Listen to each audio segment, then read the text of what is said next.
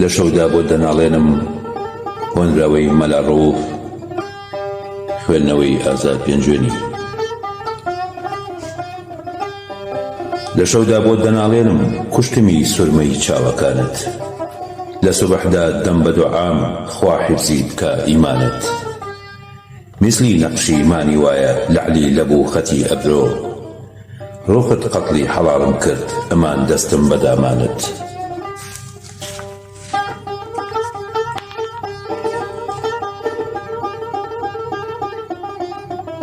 لە زیندانی هیجران داما وەک پشکۆ دەسووتێ حاڵم، کەبوتەری دەربەدەرم سەفەرم بۆ تا ئاسمانت.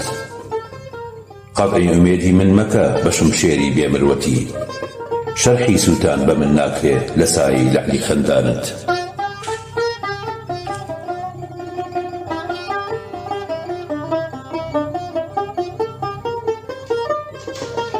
چی لە دەردی جودایی کەم مەیوس لە حوسنی نازی تۆ، مردم لە قەهری دۆزۆخ و ڕەشماری دووری سەرشانت.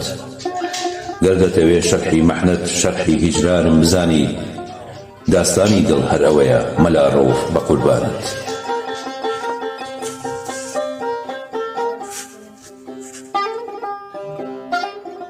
قەسەم بە مەستی نازت بە نێو نیگای جەماڵت، سووتان بوومە کۆیز و خاڵ قەسەم بە دانەی خاڵت.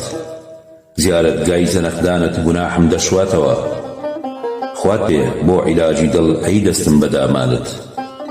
عەزیزم باش ئەزانم دڵم کە تەنگ و ماتە، ئەگەر جارێ نەزەرکەی سەد جار دەبمە قوربانت.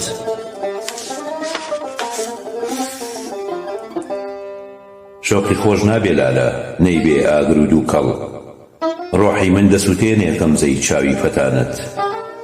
دڵم ئاتەشی سندووە خۆڵەمێشە ڕەونەقی، ماهی ڕوود ئاینیە قیبلەی سافی ئیمانت. ڕەوفی بێچارە چی بڵێ مستەعیدی شەوقیات، خدا بە منی عەتاکە ئەو چاهی زەنەختانت.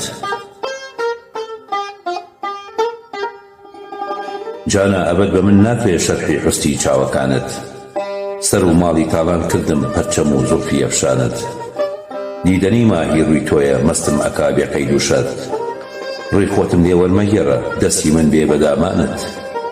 ئەگەر یەک دەفعە دەمی تۆ خودچەی لوتفی بکاتەوە، محەقەق ڕۆژی قیامەت قورسە میزانی ئیمانت.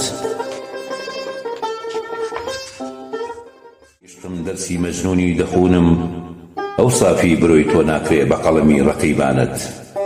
بوەستە ئەی سەدەمی ڕۆح با تەوافت بکەم ساتێ، مەنعی موریدانت مەکە لە زوهد و خەڵوە کێشانت.